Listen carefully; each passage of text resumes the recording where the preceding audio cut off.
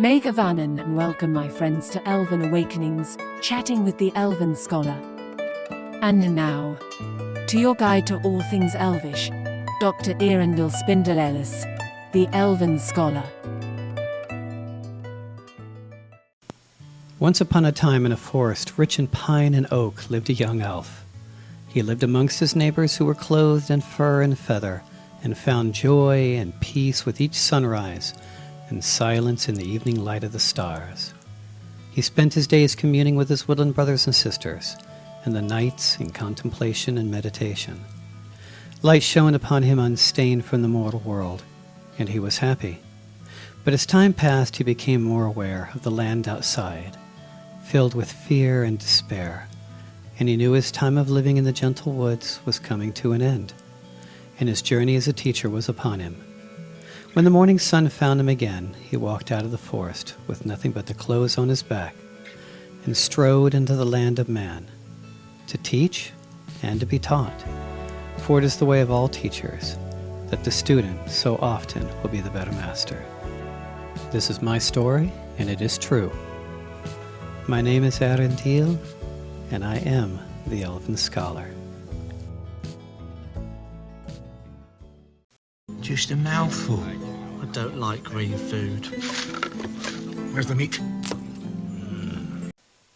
Megavanan, my Elven Fae, and other kin brothers and sisters and family. Today is a very special edition of Elven Awakenings, chatting with the Elven Scholar. Today we are going to talk about a show I have promised to talk about now since we first started this radio show, and that is the topic of Elven Diet. What is an Elven Diet? This has been requested multiple times to me. A couple of years ago, I did a video on this on my YouTube channel, The Elven Scholar. So I'd like to go ahead and do it again, maybe a little bit of change or reboot of it for the radio show. So we're going to be discussing what I personally believe was historically and is the most efficient diet for elves, the Elven Diet. This is not just from Tolkien's perspective, but I will cover that as well. I'm going to discuss religious reasons, Tolkien's perspective, anatomy, medical, environmental, and philosophical.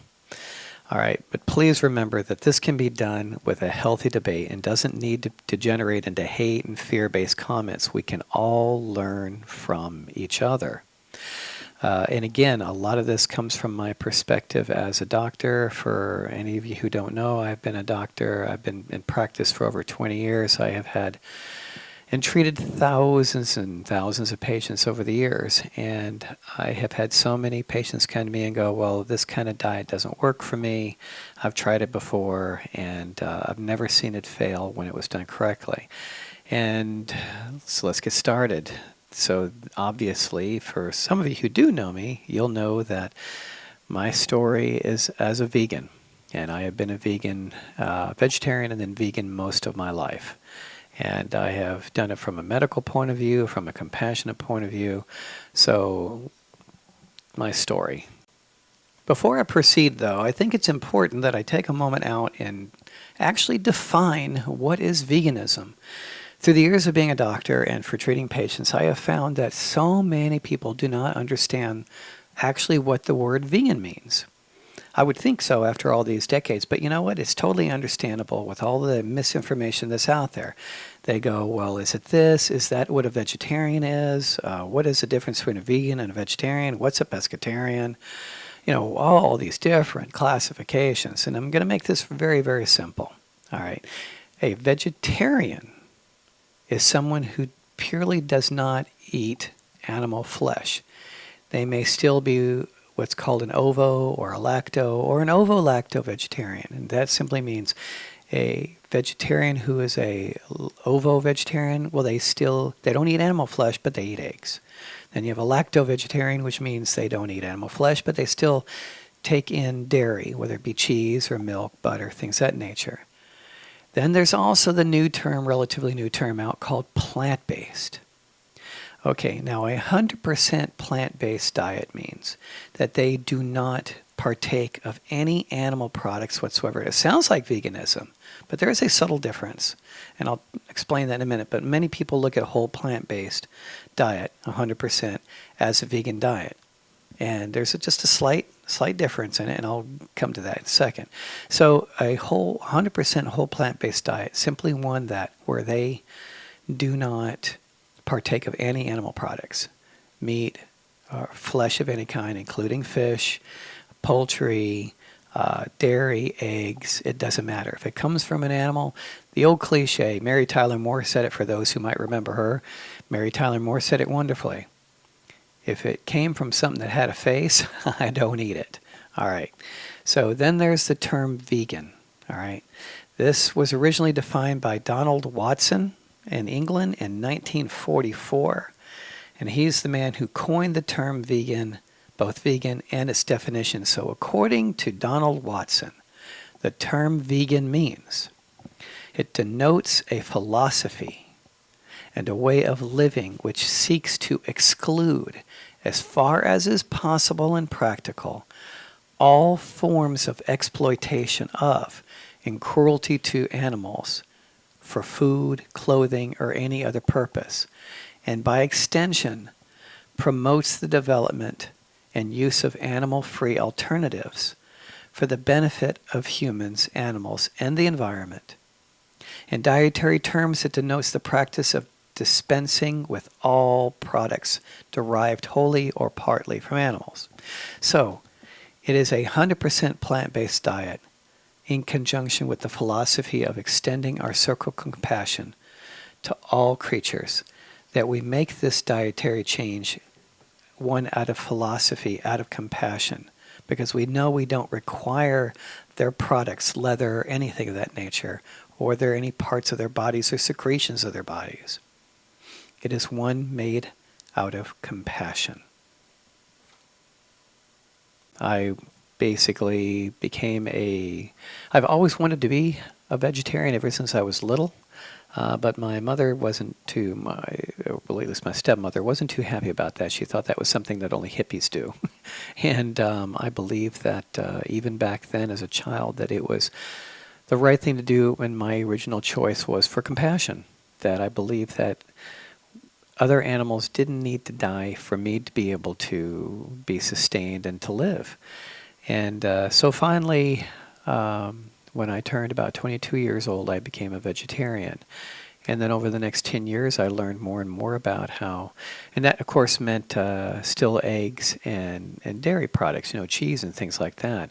And over the years, I began to learn that, I don't need these either, and I experienced so much of the cruelty that was done to in the dairy industry. A lot of people don't know what goes on there, where your milk and your cheese comes from, and we won't go into great detail about that right now. But so when I was around 32, I became a vegan, and that was the last of it for me. I stayed a vegan for the rest of my life, and now I'm a raw vegan.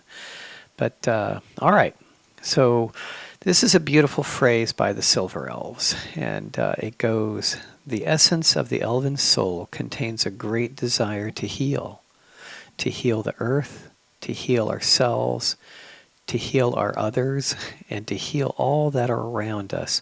And the only thing that prevents us from doing so is the absolute determination by some folk who are not elven to do otherwise." All right, what does that have to do with the topic of today? All right, because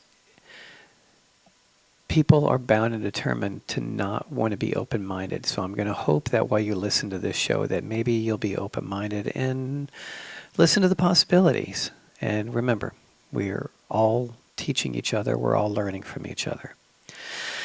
Okay, so let's start off with the Tolkien argument. Many people have argued that he discussed elves as eating meat. All right, and it does say that in the Silmarillion, and otherwise it shows elves were eating meat. But here's our problem, the word meat.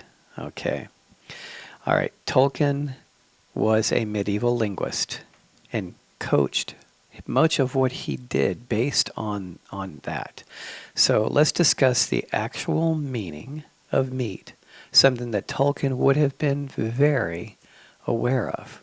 Okay, so the history and etymology of meat comes from the Middle English word meat, M-E-T-E, which meant food or meal.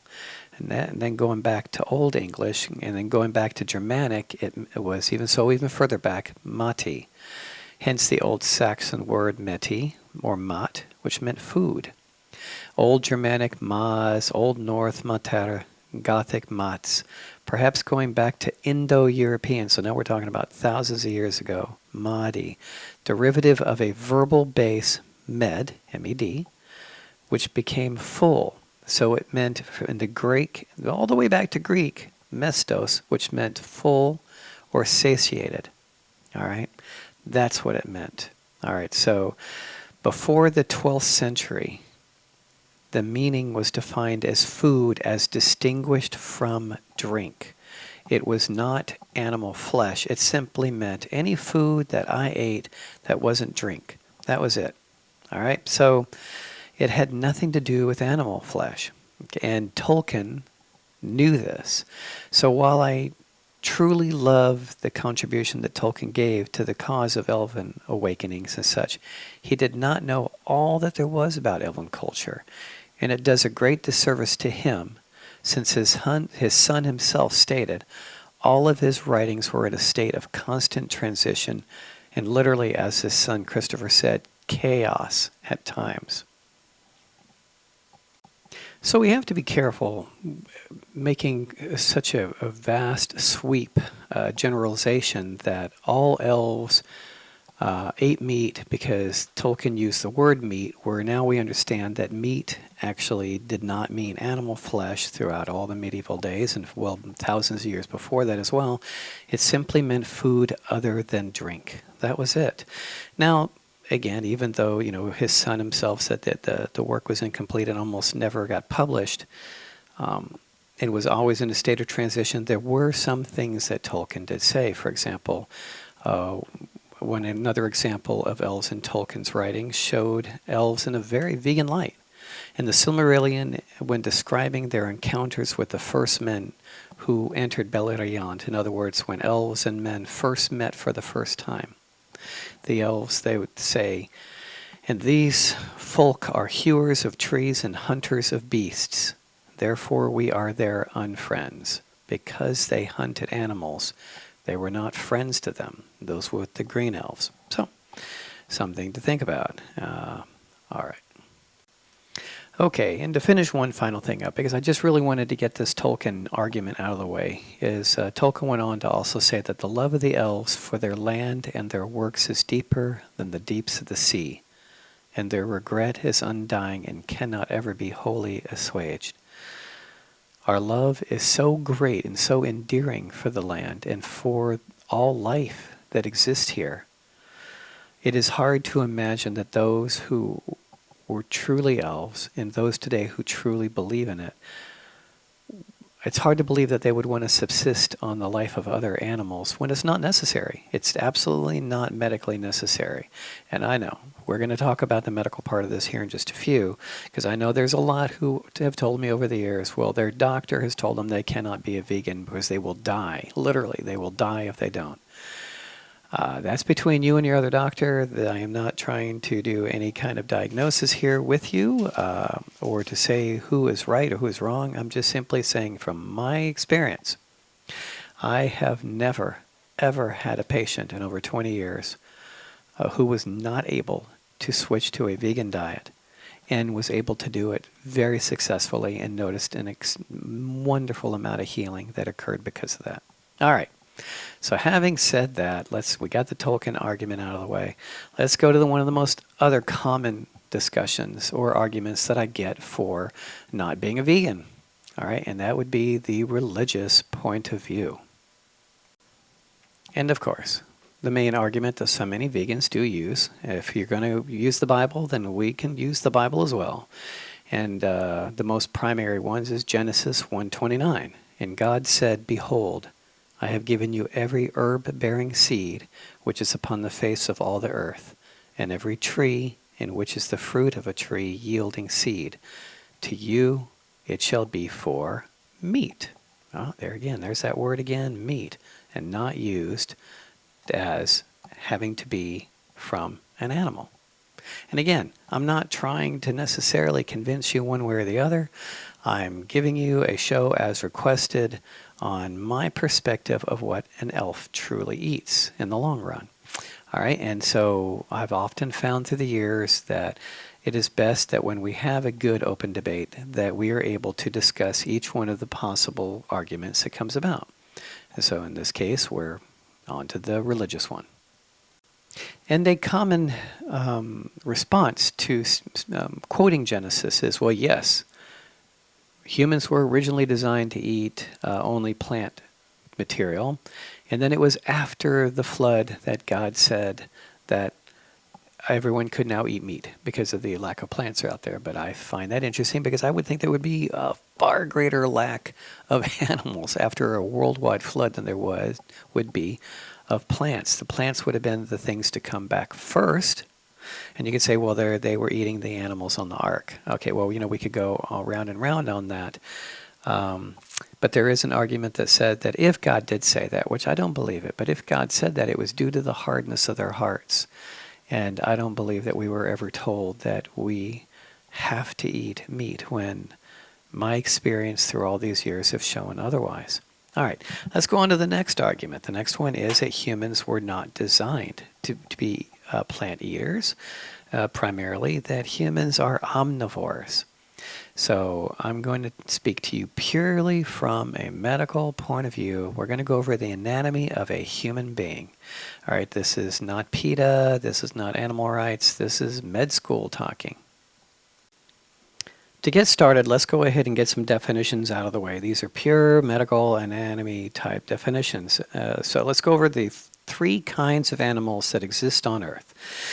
They can be classified as a carnivore, an omnivore, or an herbivore. All right, so we're going to define each one of those, and it's a simple, 3 little tests that we can do if we find a strange animal out in the forest. And there's 3 tests that we can do per se. Not that you would, but that you could do to find out, is this animal going to let me pet them, or are they going to try to eat me? So let's go ahead and start with carnivores. One of the most common carnivores that exist in pretty much just about everyone's life is the common house cat. The house cat is a true carnivore, not an omnivore, not an herbivore, it's a carnivore. They subsist on meat. So let's go ahead and let's try those 3 tests and find out how that works. Okay, so test number 1 is stomach acid. What is the stomach acid of a true carnivore? And it's basically like battery acid. It's a 1 or less. It's extremely powerful because it's meant to break down hooves and fur and bone and skin, all sorts of things like that. And meat is actually very, very tough. Meat, as far as animal flesh is concerned, is very, very tough to break down. Okay, so it's a 1 or less. So their stomach acid pH is a 1 or less. Number 2 is the length of the full length of the digestive tract in relation to the torso. Some people get it wrong and they say the length of the digestive tract in relation to the whole body, and that's not correct. It's to the torso. If you were to take the entire digestive tract out from beginning to end of a carnivore, stretch it out and measure it, they average approximately 3 times the length of the torso. Why? Because animal flesh is very difficult to break down. And therefore, if the colon or the full digestive tract is too long, it will rot and putrefy within them because it's so hard. So their transit time, the time that it goes from mouth to anus, is very quick because they can't stay in there very long. This is why you'll often see, like in National Geographic, a pride of lions, when they do eat, they engorge themselves and they sleep for days, all right, because they have to eat as much as they can. All right, so that's the length. Torso is approximately 3 times the length. The digestive tract is 3 times the length of the torso. All right, and last but not least, a very simple test. If we take our kitty cat and give the cat exclusively a diet of vegan diet of animal, whole plant food, the cat will die because the cat requires taurine. A taurine is a specific amino acid that they can't meet. For their demands, they can't make it. Interesting that we can. We can, as human beings, as elves and fae and other kin, we actually manufacture our own taurine. They can. And where do they get it from? Meat. All right. So if you give them a whole plant diet only exclusive, then they will die. A long, hard, horrible death. If you give them a diet of only animal flesh, they will thrive. They will do great. Just feed them meat all day long. They can thrive and they won't die. They thrive. So those are the 3 tests. Now let's go to omnivore. Omnivore, a very common omnivore in most people's lives, again on Earth, is the dog, the common dog. The dog is an omnivore. They are not carnivores. They can pretty much live on anything. So let's take those 3 tests and apply it to them.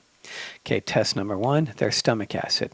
Just like a carnivore, a 1 or less pH, because again, they can eat meat, so they have to be able to have stomach acid strong enough to break it down. All right, test number 2, the length of the full digestive tract in relation to the torso. A little bit longer. Theirs can be 6 to 8 times the length of the torso because plant material ferments, rots more slowly, so it can be in there longer. And you might notice, especially those that live out in the country, that omnivores, such as dogs, wolves, bears, things that while they will eat meat, they are opportunists, and a bush is a lot easier to chase down than a rabbit is. And you will notice in their species out in the wild, especially with coyotes, we've noticed it, it's usually full of berries, a whole lot more berries than fur. All right, so they can eat the plant material. Test number 3. You give a common dog a diet of only meat, the dog will thrive. You give the dog a diet of only whole plants, it will thrive. It doesn't matter. The dog can thrive on either. That's an omnivore. Now let's go to the next one, and that is the herbivore. All right, the herbivore. Obviously, they are plant eaters. Okay, what would be a common one that a lot of people know about? Rabbits, horses, cows. Okay, those are all herbivores. Let's apply those 3 tests to them.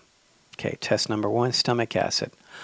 It doesn't have to be anywhere near as strong as the carnivores or omnivores, so it's a 4 or 5, many, many times weaker on the pH scale than a 1 or less.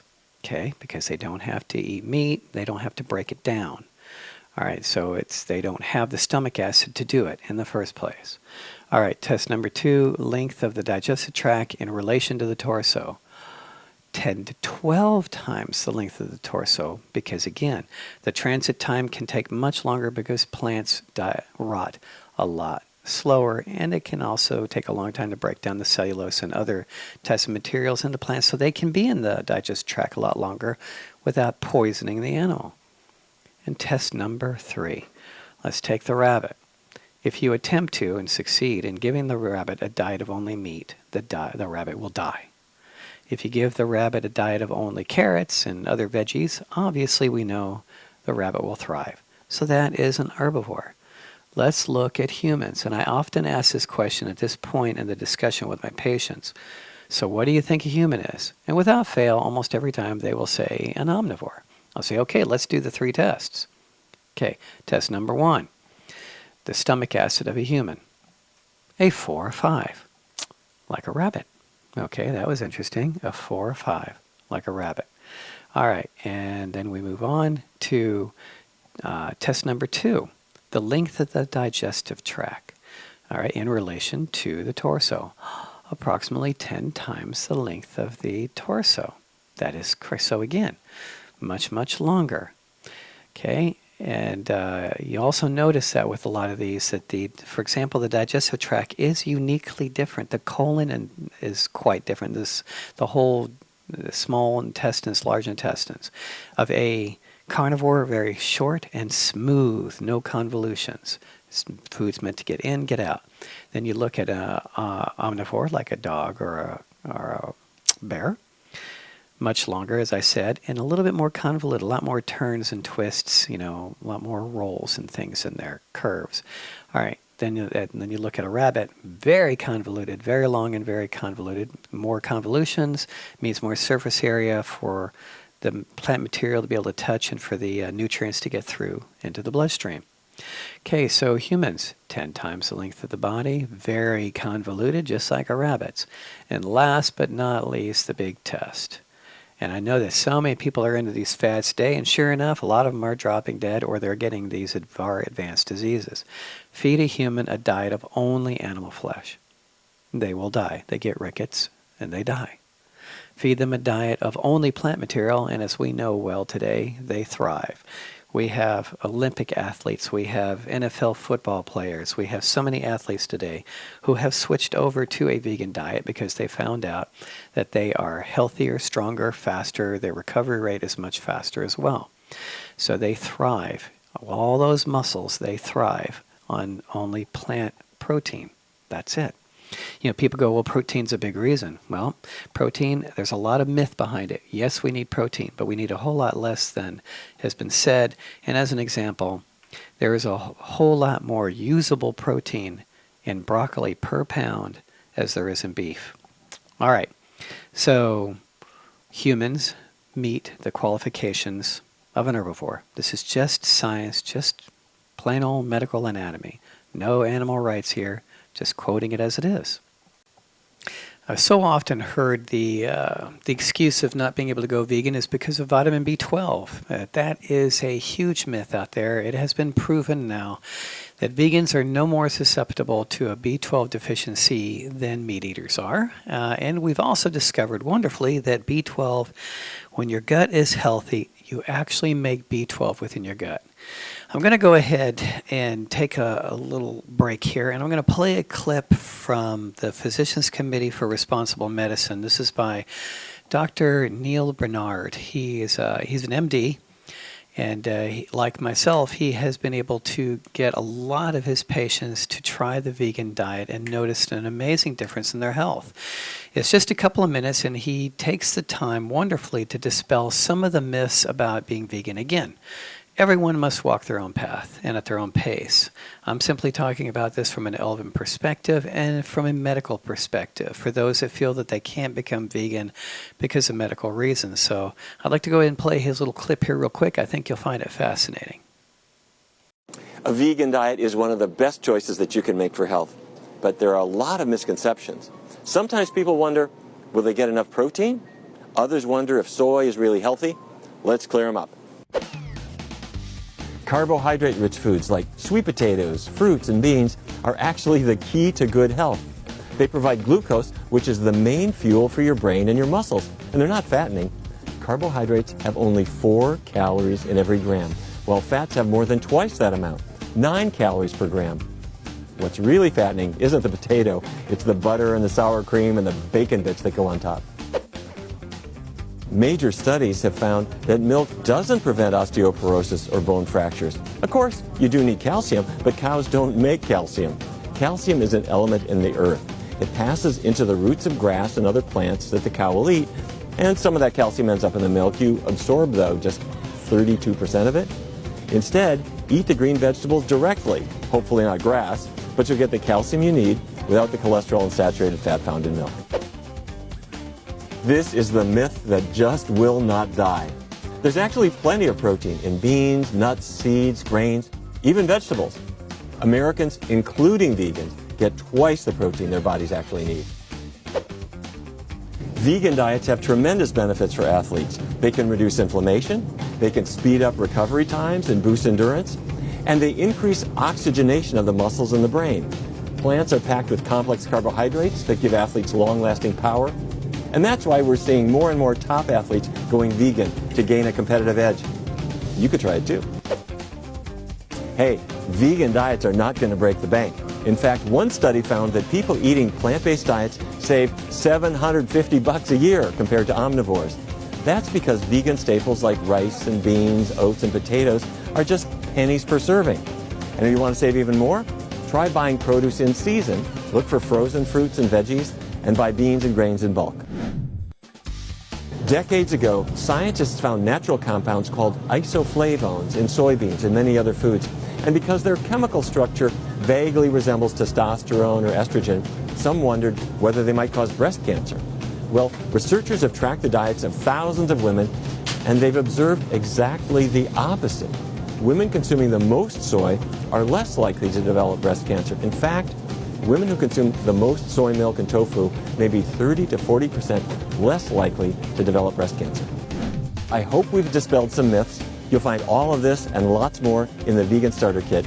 I hope you'll share it with everybody you know. Thanks a lot.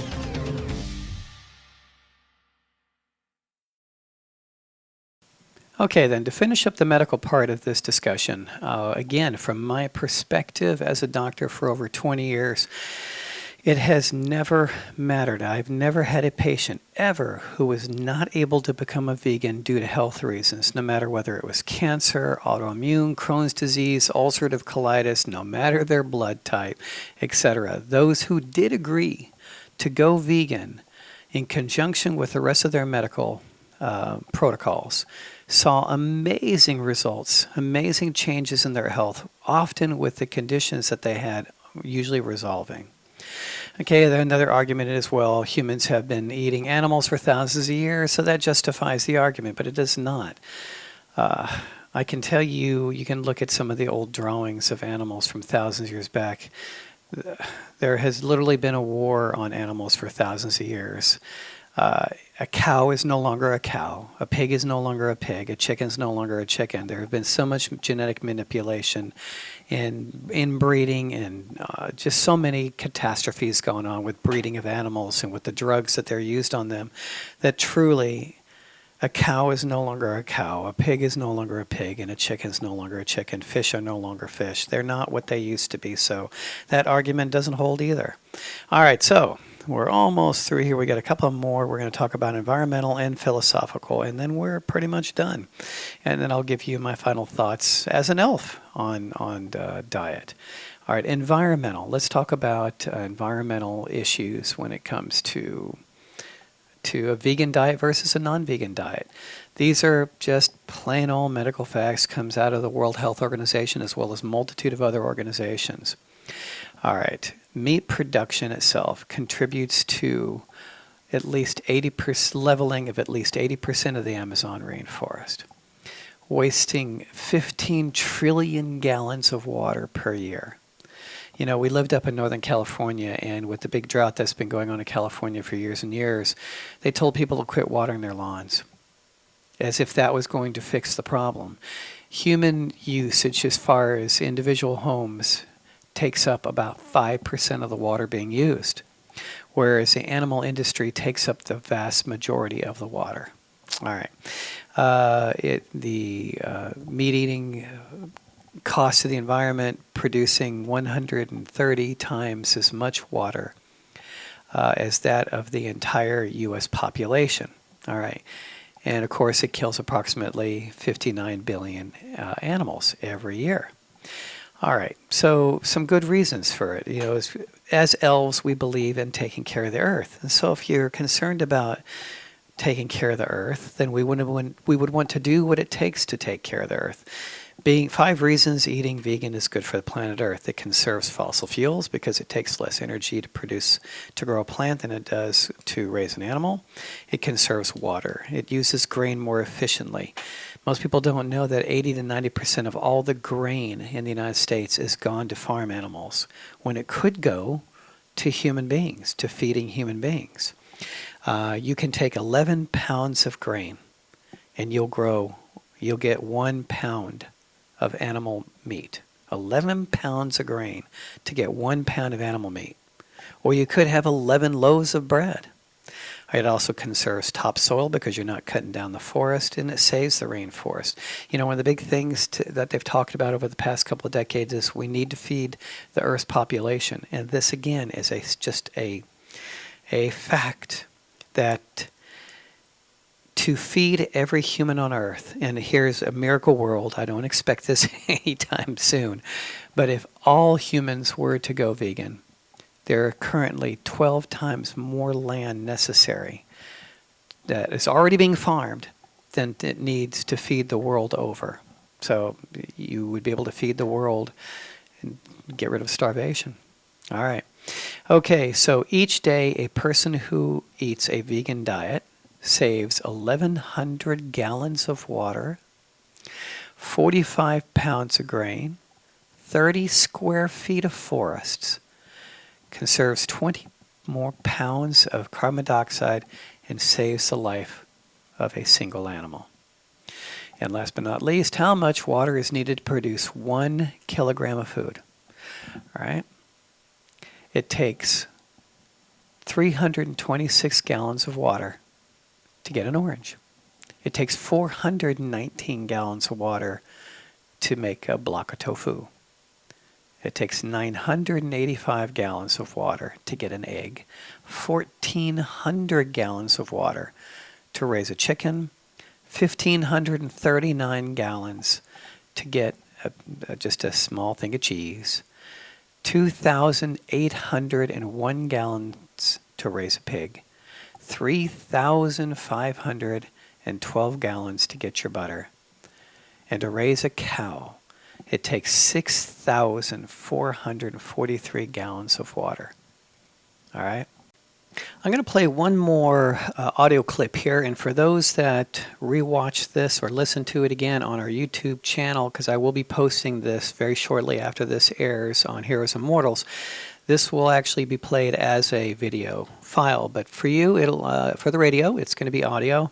This is by an amazing YouTube channel, Bite-Sized Vegan, and this girl does a wonderful job at explaining things from a very scientific point of view, very practical point of view, not trying to get emotional into things and to make certain animal rights claims. She expresses it from a very straightforward point of view, and this is about all the things that are wrong with environmentalism today, that if you truly want to be an environmentalist and truly make an impact in this world, she tries to show how it is best done, and the most impact you can make upon healing this world is by being a vegan.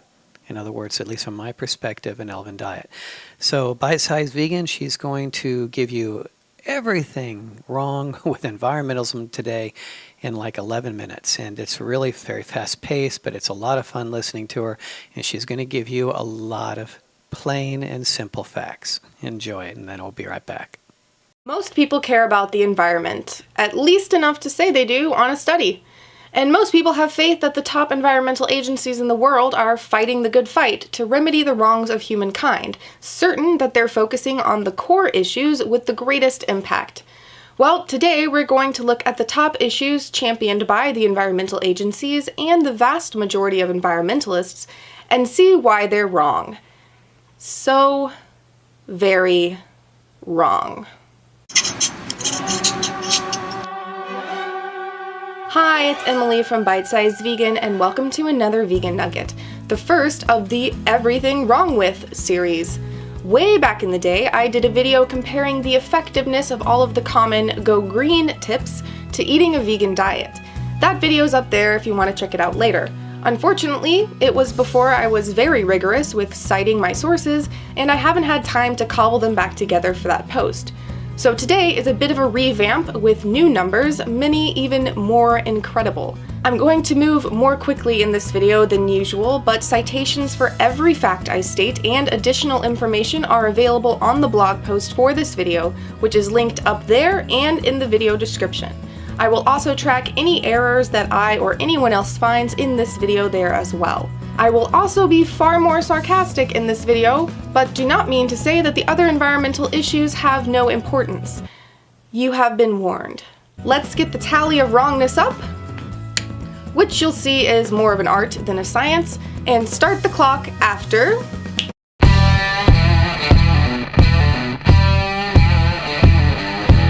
Issue 1. Climate change. Environmental agencies focus on fossil fuels as the big bad baddie of greenhouse gas emissions, leading to global warming, suggesting alternative energy, carpooling, hybrid cars, and biking.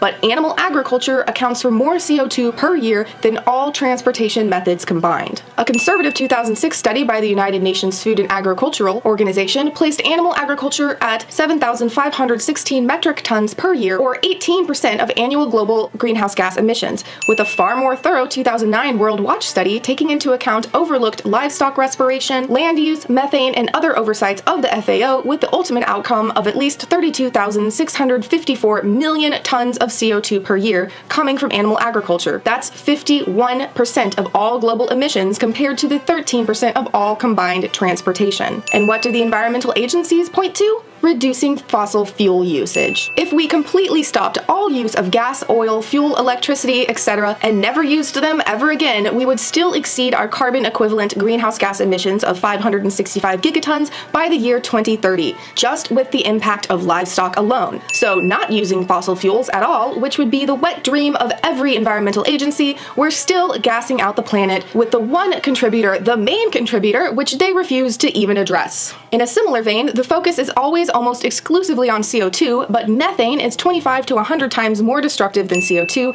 and has 86 times the global warming power. If we do reduce the CO2 in the atmosphere, as all of the organizations are calling for, it will take around 100 years to see an actual decline, whereas reducing methane shows results almost immediately with significant results within decades. So the proposed solutions are even farther from the mark than the actual constructive change. Additionally, livestock is responsible for 65% of all emissions of nitrous oxide, a greenhouse gas 296 times more destructive than carbon dioxide, which stays in the atmosphere for 150 years. Put in comparative terms, your average car produces 3 to 12 kilograms a day of CO2, but to clear rainforests to produce beef for one hamburger produces 75 kilograms of CO2. Eating 1 pound of hamburger does the same damage as driving your car for more than 3 weeks. But is animal agriculture ever mentioned by any of the top environmental organizations or environmentalists in relation to global warming? No. They focus on alternative energy, when converting to wind and solar power will take 20 plus years and roughly $43 trillion. And going vegan takes seconds and can be even cheaper than being non-vegan. Issue 2, water conservation. Environmental protection agencies recommend to use less water, take shorter showers, use a low-flow shower head.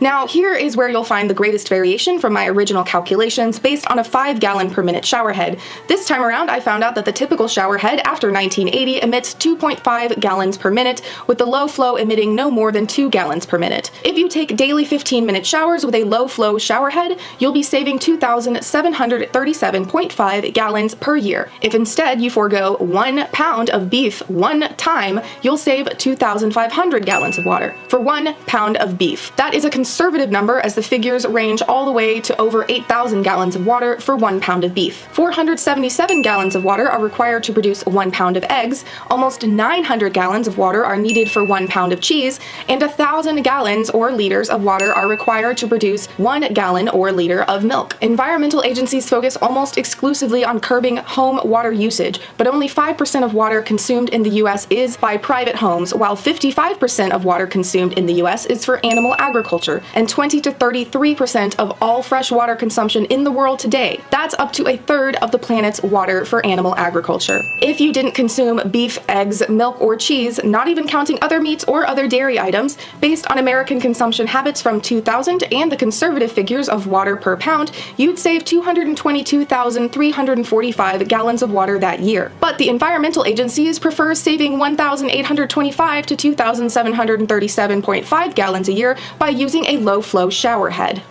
Oh, and the little trendy Greek yogurts out there? 90 gallons of water for a 6-ounce serving, and 1 stick of butter takes 109 gallons. If we added all forms of dairy and meat for the average American in 2000, which is less dairy and more meat than the data I had for my first video, and use a very conservative average of 1,500 gallons per pound for the remaining meat, as each type varies, and even more conservative 600 gallons for the remaining dairy, a vegan year would save approximately 724,925 gallons. Not only does that blow every water conservation recommendation out of the water, but with the new calculations, forget what I've said before about not showering. You would have to not shower at all for over 66 years if you took daily 15-minute showers, or close to 100 years if you took daily 10-minute showers, both with a water-saving shower head. And the advice of these supposed environmental champions? Shower less, turn off the water while soaping your hands, run your sprinklers at night. Because that's how we're going to change the world. Issue 3. Fracking. No, I did not curse. Fracking is the new golden child of environmentalists and their leading organizations. Fracking is destroying the planet. It's polluting the waters. In the United States alone, fracking uses from 70 to 140 billion gallons of water. Keep in mind for the big numbers that 1,000 seconds is 17 minutes, a million seconds is 12 days, a billion seconds is 31.7 years, and a trillion seconds is 31,709.8 years. In the United States alone, animal agriculture uses from 34 to 76 trillion gallons annually. Taking into account the exponential difference between a billion and a trillion, animal agriculture in the United States consumes anywhere from 486 to over 1,000 times more water than fracking, the largest threat to water, according to environmentalists.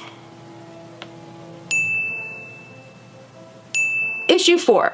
Ocean dead zones and overfishing. Some of the worst human-created devastation is in our oceans. 3/4 of the world's fisheries are exploited. 90 million tons of fish are pulled from our oceans each year. For every 1 pound of fish caught, up to 5 pounds of unintended marine species are caught and discarded as bykill. We could see fishless oceans by 2048. And what's the suggestion of the major ocean protection organizations? Sustainable fishing. There's no way to make 100 million tons of fish by 2050 sustainable, especially given the 5 pounds of bycatch for every 1 pound of fish. Animal agriculture is the leading cause of ocean dead zones, with livestock operations on land having created more than 500 nitrogen-flooded dead zones around the world in our oceans. Issue 5.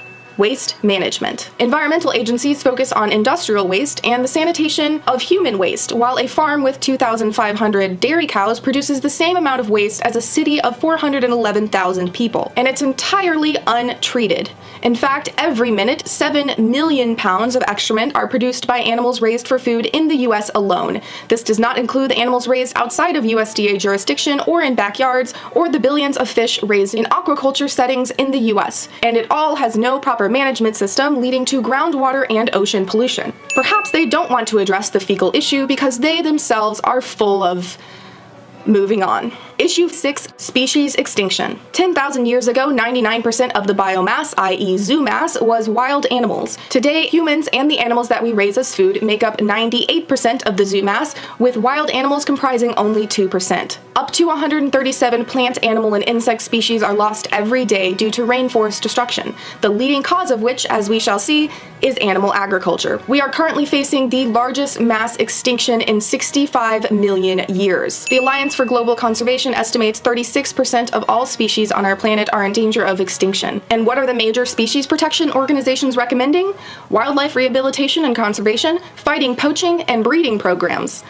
Way to throw a band-aid on an open artery. I'm sure it will hold. Issue 7. Habitat destruction, land usage, and deforestation. 1/3 of the planet is desertified, with livestock as the leading cause. Nearly half of the contiguous United States is devoted to animal agriculture. 1.5 acres can produce 37,000 pounds of plant-based food and only 375 pounds of meat. The land required to feed one vegan for 1 year is 1/6 of an acre. It is 3 times as much for a vegetarian and 18 times as much for a meat eater. You can grow 15 times more protein on any given area of land with plants rather than animals. 136 million rainforest acres have been cleared for animal agriculture, with 1 to 2 acres of rainforest being cleared every second. In fact, animal agriculture is responsible for up to 91% of Amazon destruction. A single quarter-pounder burger takes 55 square feet of rainforest to produce. But what do the major rainforest protection agencies focus on primarily? Palm oil and pulp production.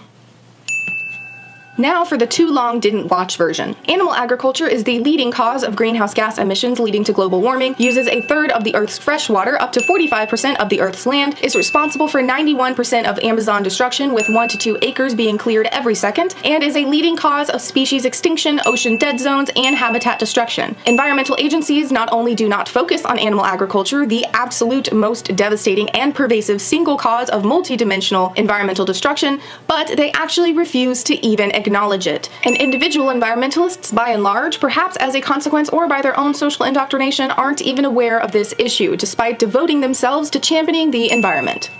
For the wrap-up, The actual problem is animal agriculture, and the actual solution is a vegan diet. A person who follows a vegan diet produces the equivalent of 50% less carbon dioxide, uses 1/11th oil, 1/13th water, and 1/18th land, compared to a meat lover for their food, and every day saves 1,100 gallons of water, 45 pounds of grain, 30 square feet of forested land, 20 pounds of CO2 equivalent, and one animal's life.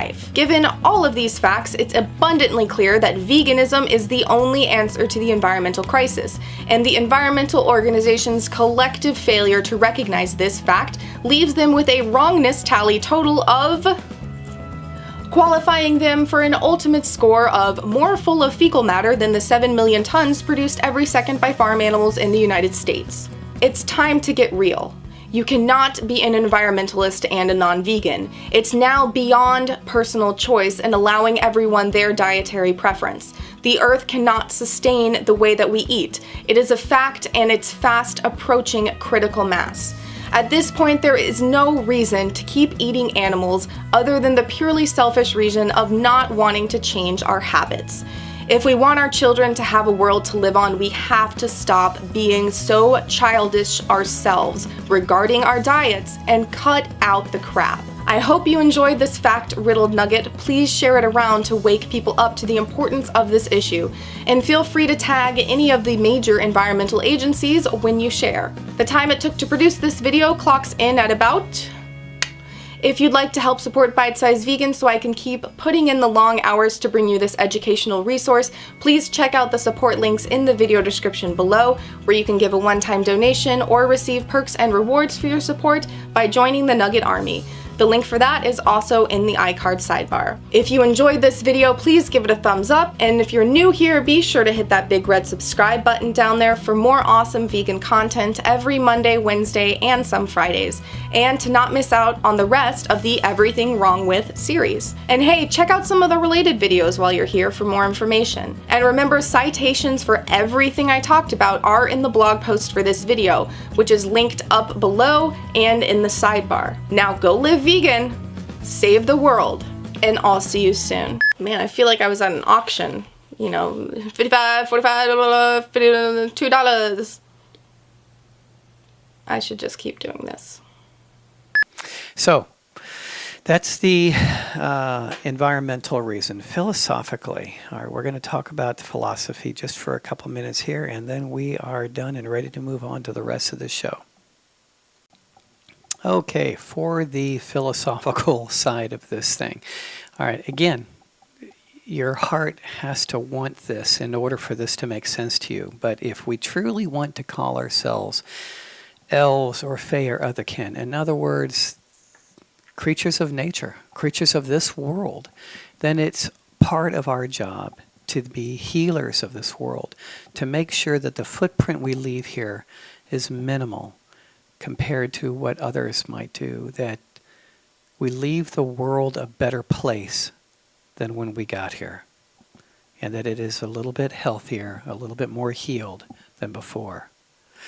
All right, from a philosophical point of view, I'm going to quote several here. This is one of my favorites, was Mahatma Gandhi. He said, "I hold that the more helpless a creature, the more entitled it is to protection by man from the cruelty of man." All right. He went on to say, "The earth provides enough to satisfy every man's need, but not every man's greed." And one more, he said, "Happiness is when what you think and what you say and what you do are in harmony. You say you love animals. Well, is that only dogs and cats? Or is it all creatures out there?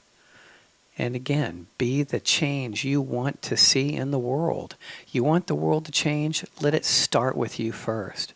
Some of the great vegetarians and vegans of history: Albert Einstein, George Bernard Shaw, of course Gandhi, Leo Tolstoy, Voltaire, Plato, Nikola Tesla, Leonardo da Vinci. And of course we have so many today, as I mentioned earlier, so many athletes today have gone vegan. They found out that their recovery, their health was a whole lot better.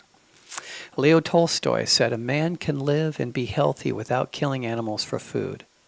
Therefore, If he eats meat, he participates in taking animal life merely for the sake of his appetite, and to act so is immoral. Buddha said, all beings tremble before violence. All love life. All fear death. See yourself in others. Then whom can you hurt and what harm can you do? Why can't we take a step back and extend our love beyond the circle of just humans and realize that we're all children of this earth? And as an elf, we know that. We know that all of the creatures that live upon this world are our brothers and sisters. And we were given a great gift, an amazing gift. And with that gift comes great responsibility, the gift to recognize outside of ourselves and to include others in our circle of compassion. And like I said, with that comes a great responsibility. We're going to take a short break here, and then when we get back, we've got a couple of wonderful announcements to make, and then we're going to have final thoughts. We're not going to have a short story today, as today was packed with quite a bit of information for you, but we're going to have final thoughts about the Elven Diet and to try to tie it all up for you. All right? This is Elven Awakenings, chatting with the Elven Scholar on Heroes Immortals Radio, and we will be right back. When you go to college, you expect the high halls and libraries filled with old books. But much has changed, and in today's world, online schools have exploded in popularity. Please join us at Lambengomor, the world's first online college with a nod towards elven and humankind alike. With Lambengomor, you can start a new career or a new life in the holistic health field.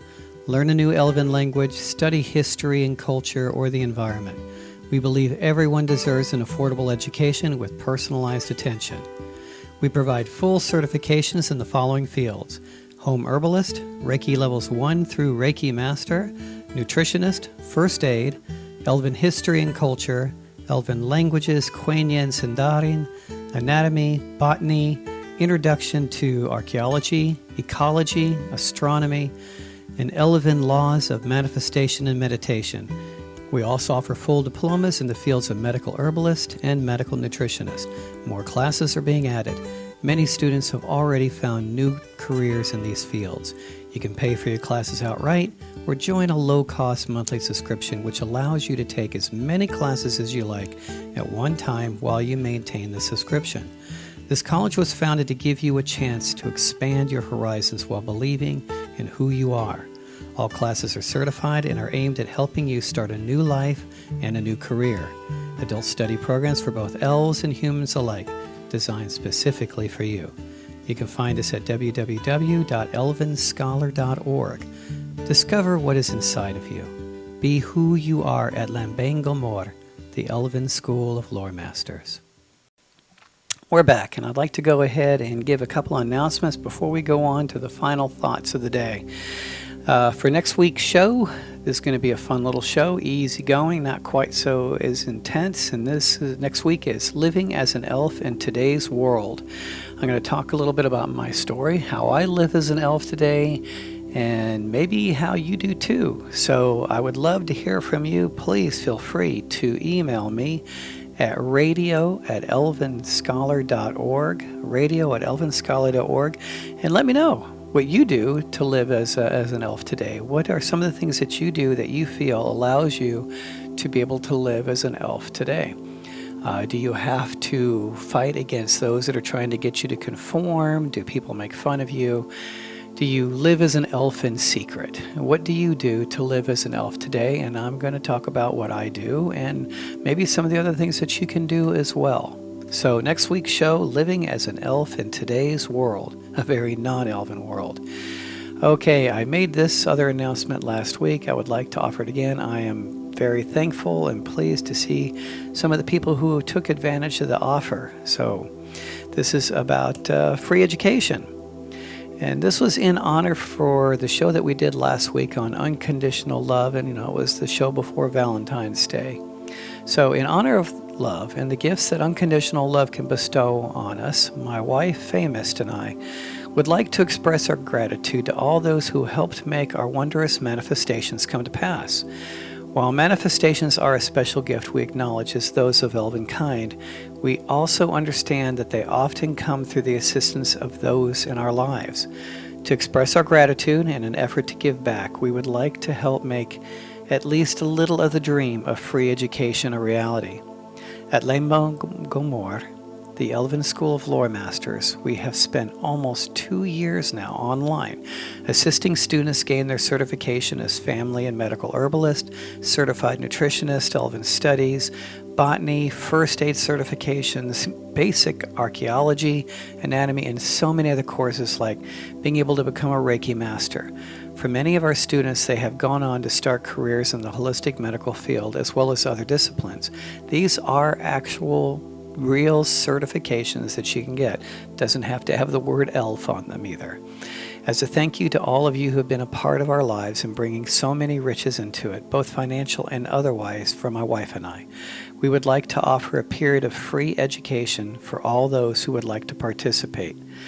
Starting last weekend, for all students currently on a monthly subscription with the school, we will be pausing all credit card transactions for 4 months. You will receive the next 4 months at the online college free of charge.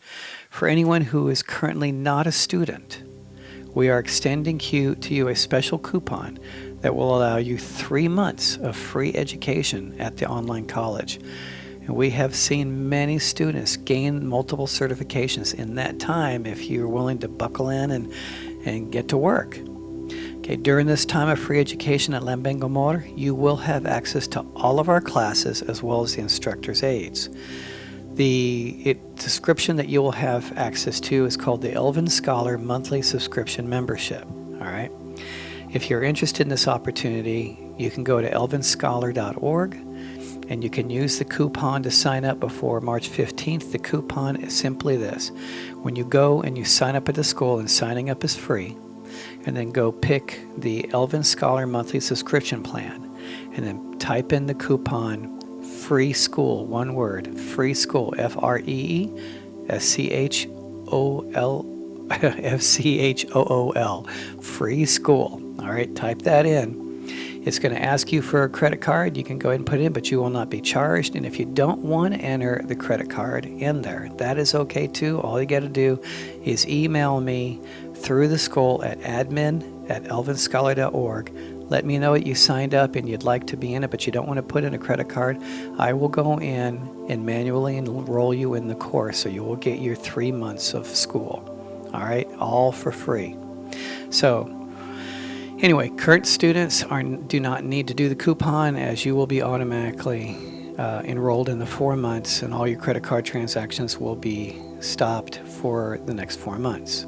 So I hope you'll take advantage of this gift. It is free education to you, so please take advantage of it.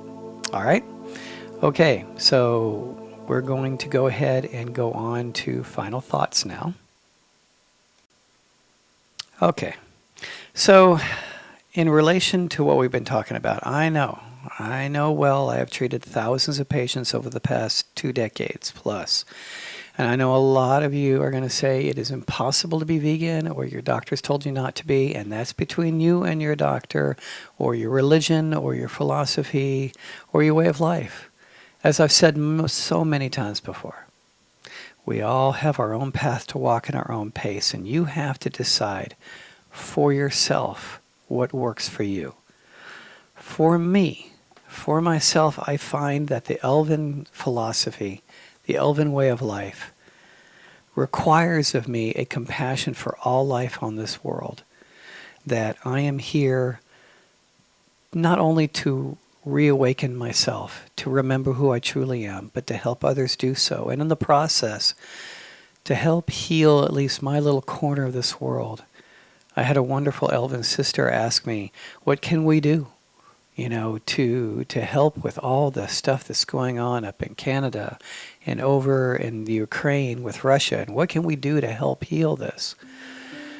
And for some, you can pray and have faith and put out that energy of love. You can definitely do that.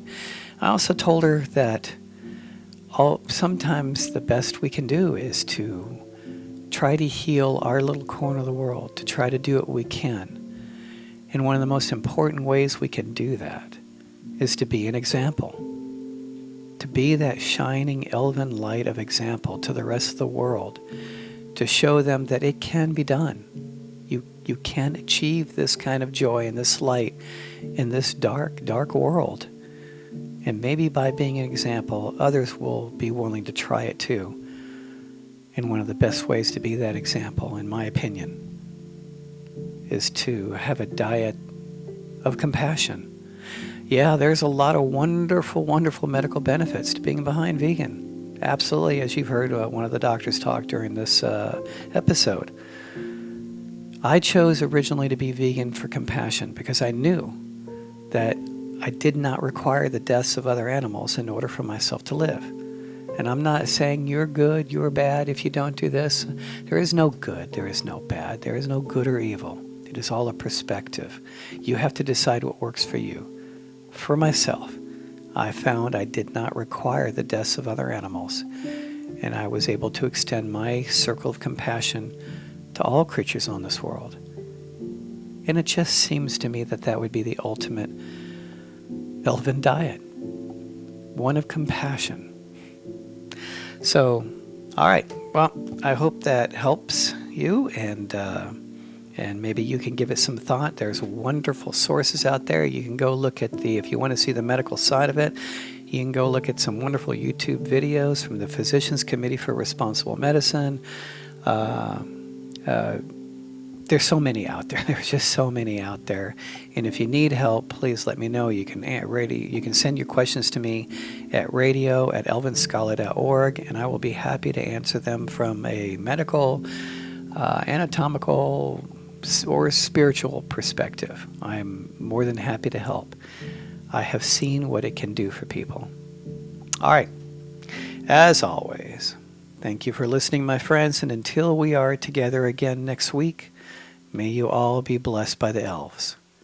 My name is Dr. Erendil Spindalelis, and I am the Elven Scholar. Namari. Megavanen, and welcome to our YouTube channel, The Gentle Musings of an Elven Scholar. My name is Dr. Erendil Spindalelis, and I am the Elven Scholar. Join me on this journey exploring all things Elven. Learn about Elven culture, healing, diet, meditation, and Elven spirituality. Come and take this adventure with me, and together we can find that inner light and balance that exists within each one of us. Namari.